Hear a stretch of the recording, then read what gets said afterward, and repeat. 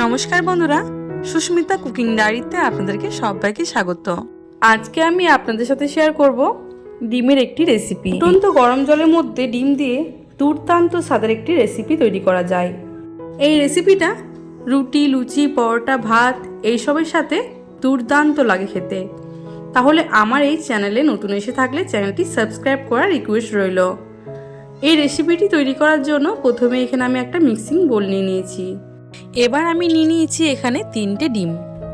ডিমগুলোকে ভেঙে আমি মিক্সিং বোলের মধ্যে নিয়ে নিচ্ছি।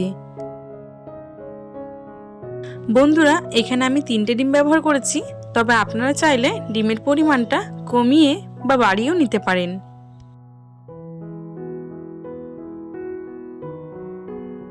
ডিমগুলোকে আমার ভেঙে নেওয়া হয়ে গেছে। এরপর আমি এর মধ্যে দিয়ে দিচ্ছি স্বাদ অনুসারে লবণ। লবণটা আপনাদের স্বাদ অনুযায়ী ব্যবহার করবেন। লবণটা দিয়ে দেওয়া হয়ে গেলে খুব ভালোভাবে ডিমগুলোকে আমাদেরকে ফেটিয়ে নিতে হবে। ডিমটা আমার ফেটানো হয়ে গেছে, এটা ঢাকা দিয়ে আমি সাইডে রেখে দেব। এদিকে আমি একটা গ্যাসের ওপরে কড়াই চাপিয়ে দিয়েছি। কড়াইয়ের মধ্যে আমি এবার দিয়ে দেবো 1.5 কাপ পরিমাণে জল। জলটাকে এবার খুব ভালোভাবে ফুটতে দেব।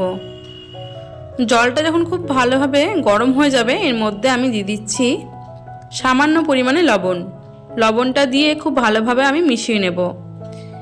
এবার আমি যে ডিমটা ফেটিয়ে রেখেছিলাম, সে ডিমটা আস্তে আস্তে করে এক জায়গার মধ্যে ঢেলে দিচ্ছি, যাতে করে ডিমটা কিন্তু এক জায়গার মধ্যে খুব ভালোভাবে জমাট বেঁধে যায়।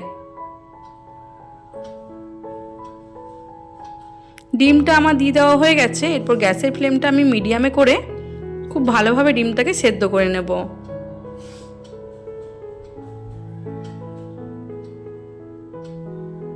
কিছুক্ষণ পর আমি দেখছি ডিমটা কিন্তু আমাদের খুব ভালোভাবে জমাট বেঁধে গেছে, কিন্তু ডিমটা এখনও ভালো করে সেদ্ধ হয়নি। সেজন্য গ্যাসের ফ্লেমটা একটুখানি হাইতে রেখে ডিমটাকে খুব ভালোভাবে ফুটিয়ে নিচ্ছি। এখন কিন্তু আমাদেরকে বুঝে নিতে হবে যে ডিমটা খুব ভালোভাবে সেদ্ধ হয়ে গেছে, কারণ ডিমের থেকে ফেনা উঠতে শুরু করে দিয়েছে। ডিমটা সেদ্ধ হতে আমার টাইম লেগেছে 3 থেকে 4 মিনিটের মতো। খুব একটা বেশি টাইম সেদ্ধ হতে লাগে না। এবার আমি একটা ছাঁকনি নিয়েছি, ছাঁকনির মধ্যে ডিমটাকে তুলে রেখে দিচ্ছি, যাতে করে এক্সট্রা জলটা খুব ভালোভাবে ডিমের থেকে ঝরে যায়। এবার আমি একটা বড় বাটি নিয়েছি, বাটির মধ্যে এভাবে ছাঁকনিটা বসিয়ে রেখে দিলাম। এবার কড়াইয়ের মধ্যে আমি দিয়ে দিচ্ছি সরষের তেল। আমি রান্নাটা সরষের তেলে করছি, তবে আপনারা চাইলে সাদা তেলও ব্যবহার করতে পারেন। মিডিয়াম সাইজের একটা পেঁয়াজ কুচি আমি তেলের মধ্যে দিয়ে দিচ্ছি। এরপর পেঁয়াজটা যখন একটুখানি কালারটা চেঞ্জ হয়ে আসবে, মানে একটু যখন ভাজা হয়ে যাবে, এর মধ্যে আমি দিয়ে দেবো বড় সাইজের একটা টমেটো কুচি।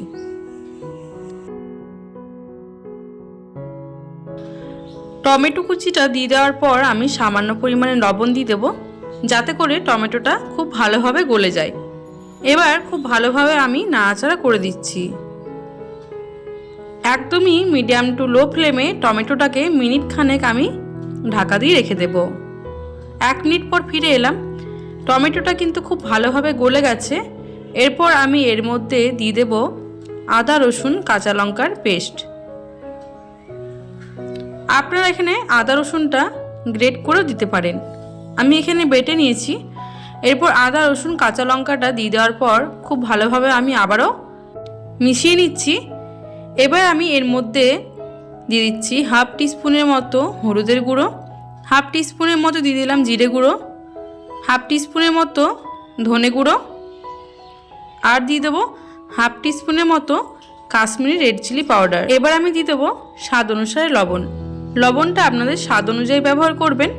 1/2 টিস্পুনের মতো চিনি দিচ্ছি। সমস্ত কিছু দিয়ে দেওয়ার পর খুব ভালোভাবে আমি এটাকে মিশিয়ে নিচ্ছি। আর মশলাটা যাতে ভালোভাবে কষানো হয় আর যাতে পুড়ে না যায়, সেজন্য সামান্য পরিমাণ জল দিয়ে মশলাটাকে খুব ভালোভাবে কষে নেব। 1 থেকে 2 মিনিটের মতো মশলাটাকে আমি কষে নিয়েছি। এখন কিন্তু মশলা থেকে তেল ছেড়ে এসেছে আর মশলাটা অনেকটা শুকিয়ে এসেছে। এবার আমি দিয়ে দিচ্ছি এখানে 1/2 কাপ পরিমাণে জল। জলটা আমি একটুখানি গরম করে নিয়েছি। রান্নাতে যদি গরম জল দেওয়া হয় তাহলে কিন্তু রান্নার স্বাদটা খুবই ভালো হয়। এবার ঝোলটাকে আমি খুব ভালোভাবে ফুটতে দেব। ঝোলটা এখন কিন্তু খুব ভালোভাবে ফুটে গেছে। এরপর যে ডিমটা আমি জল থেকে ছেঁকে রেখেছিলাম সেই ডিমটাকে আমি দিয়ে দিচ্ছি ঝোলের মধ্যে। আমি ছাঁকনির মধ্যে একটুখানি ছুরি দিয়ে কেটে নিয়েছিলাম। এরপর ডিমটা দিয়ে দেওয়ার পর খুব ভালোভাবে মিশিয়ে নিচ্ছি। ডিমের মধ্যে যাতে করে ঝোলটা খুব ভালোভাবে ঢুকে যায় সেজন্য ঢাকা দিয়ে আমি 2 মিনিটের মতো ফুটিয়ে নেব। আর গ্যাসের ফ্লেমটা এখন মিডিয়ামে রাখবো। 2 মিনিট পর আমি ফিরে আসছি। বন্ধুরা, আমি 2 মিনিট পর ফিরে এলাম। এবার আমি দিয়ে দিচ্ছি এখানে হাফ টিস্পুনের মতো গরম মশলা গুঁড়ো আর কিছুটা ধনেপাতা কুচি। এবার ভালোভাবে আমি নাড়াচাড়া করে দিচ্ছি। একটুখানি ফুটে উঠলেই আমি গ্যাসের ফ্লেমটা বন্ধ করে দেব। তৈরি হয়ে গেল আজকের আমাদের ফুটন্ত গরম জলের মধ্যে ডিম। দুর্দান্ত হয় খেতে বন্ধুরা, বাচ্চা থেকে বড় বাড়িতে সবাই কিন্তু পছন্দ করবে। আশা করব যে আজকের রেসিপিটা আপনাদের ভালো লাগবে। আর যদি ভালো লাগে একটা লাইক করে দেবেন আর কমেন্ট করে জানাবেন যে রেসিপিটা আপনাদের কেমন লাগলো। আর বন্ধু বান্ধবদের সাথে আমার রেসিপিটা শেয়ার করে দেবেন। আর আমার চ্যানেলটি কিন্তু সাবস্ক্রাইব করতে ভুলবেন না। দেখা হবে অন্য কোনো এক রেসিপির সাথে। আপনারা সবাই সুস্থ থাকবেন, ভালো থাকবেন। ধন্যবাদ।